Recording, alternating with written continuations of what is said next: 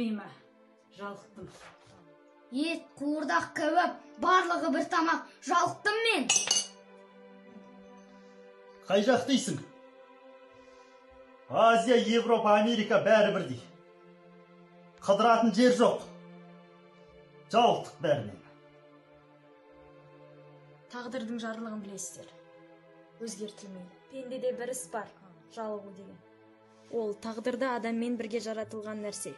Оны адам өз тапқан. Оған егер бір іліксе, адам баласының құтылмағы қиын. Хайраттанып, сілкіп тастап кетсең де ақырында тағы келіп жеңеді. Ақыл түгел ойлы адамның баласы.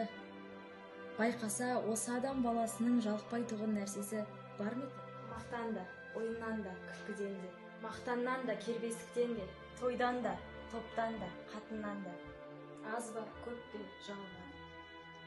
Баянсызын білет, көңілі бұрынғыдан да суый бастайды. Дүние бір қалыпты тұрмайды. Адамның қуаты, ғұмыры бір қалыпты тұрмайды. Әрбір мақұлыққа Құдай тағала бір қалыпты тұрмақты берген жоқ. Енді көңіл қайдан бір қалыпты тұра алады? Дәмін, бағасын, бәрінің де баянсызын біліп жеткен ойлы адамнан шығады. Соншалық ғұмырының баянсызын, дүниенің әрбір қызығын, ақырының шолақтығын көрген білгендер тіршіліктен де жалықса болады. Бұлай болғанда ақымақтық, қайғысыздық бір ғанибет деп ойлаймын.